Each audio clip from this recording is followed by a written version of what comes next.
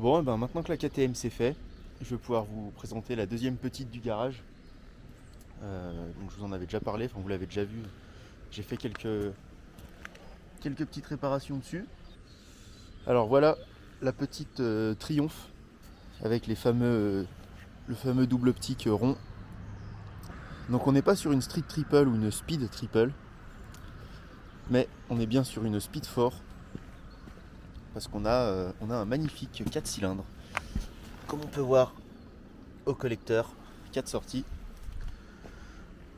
Donc que dire sur cette petite moto?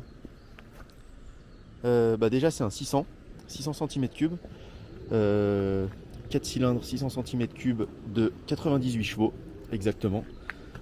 Donc c'est un dérivé de la Triumph 600 TT, donc la sportive. Donc c'est pour ça qu'on a du coup des guidons bracelets, enfin des demi-guidons bracelets. On a ces deux grosses écopes que je trouve magnifiques. Donc ces deux grosses écopes de prise d'air qui vont directement à la boîte à air. Comme on a sur la 600 TT dans les carénages, de toute façon je vous montrerai. On a les grosses prises d'air de chaque côté. Donc en fait c'est une 600 TT mais nue, sans carénage. La seule chose qui va différencier la Speed 4 ou la Baby Speed d'ailleurs comme elle est appelée aussi de la 600 TT, c'est déjà les carénages, hein, forcément. Les phares qui passent on passe d'un phare central à un double optique façon Triomphe, forcément. Niveau mécanique, la géométrie du moteur, enfin la géométrie des arbres à cam n'est pas la même, donc on est bien moins nerveux sur celle-là. Forcément c'est un roadster, même si c'est un roadster plutôt très sportif, ça reste un roadster. Donc arbre à cam Carto qui sont différents de la Titi. Et c'est la seule chose qui change.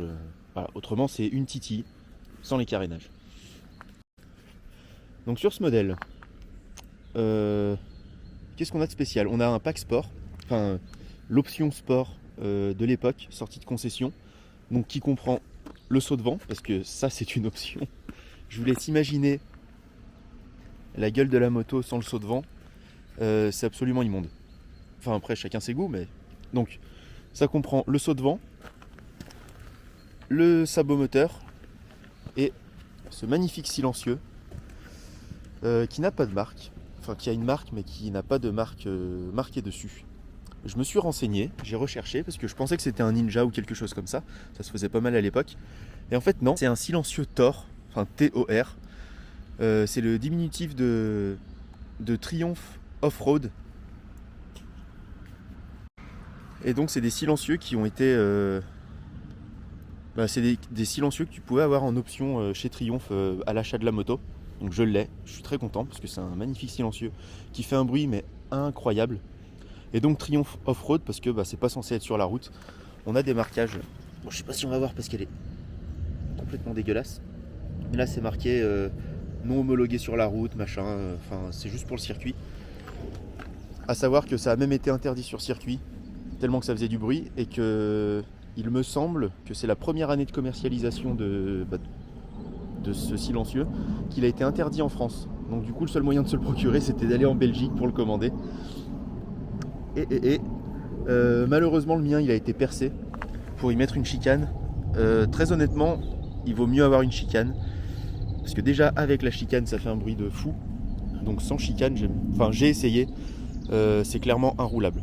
Enfin tout est roulable mais sans exagérer c'est pas roulable.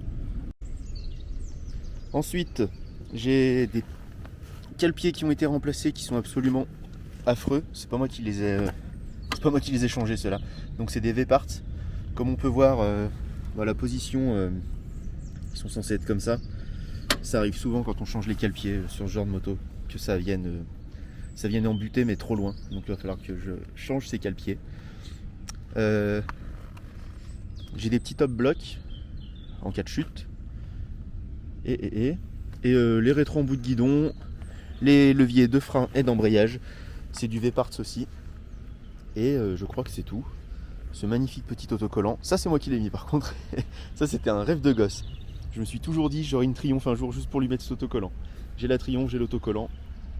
Je suis un enfant heureux. Puis voilà, je pense qu'on est pas mal. Quand je l'ai achetée, elle avait quelques bricoles à faire. J'ai dû remplacer le stator, le régulateur de tension, le bocal de liquide de frein. Et je crois que c'est tout. C'est tout. C'est déjà pas mal. J'ai eu un très bon prix pour le peu de bricoles qu'il y avait à faire. Donc j'ai sauté sur l'occasion. C'est pas une moto que je connaissais et que je voulais particulièrement. Je connaissais les street et les speed triple. Et en fait, je suis tombé sur l'annonce de celle-là et je suis tombé amoureux de cette moto. Je suis un amoureux de sportif de base. J'ai eu une GSX-R et la position de la sportive, j'adore. Donc quand j'ai vu celle-là avec les guidons bracelets, je me suis dit un roadster qui a de la gueule comme ça, qui est balèze, avec un guidon bracelet, c'est fait pour moi. Surtout avec la double optique ronde, comme ça. Et puis je pense qu'on a fait le tour, donc je vais pouvoir vous démarrer la bête et vous faire écouter cette douce mélodie.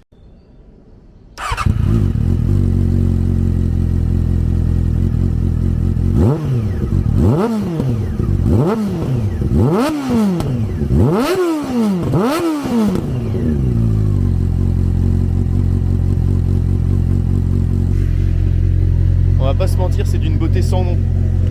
Je vais essayer de redescendre ici sans encombre. Je vais vous poser la caméra et je vais vous faire écouter ce que ça donne à l'accélération.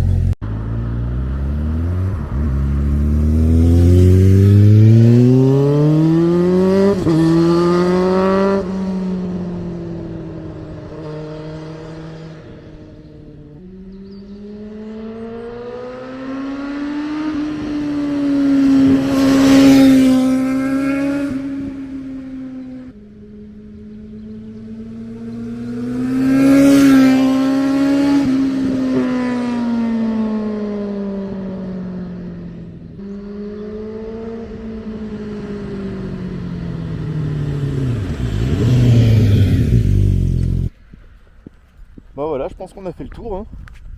J'espère que cette petite vidéo de présentation vous aura plu. Si vous avez des questions sur cette moto, n'hésitez pas, hein, les commentaires sont là pour ça. Je suis sur Instagram et sur TikTok. Donc si jamais vous voulez en savoir plus sur ces petites motos, donc que ce soit celle-là ou la KTM, n'hésitez pas. A plus.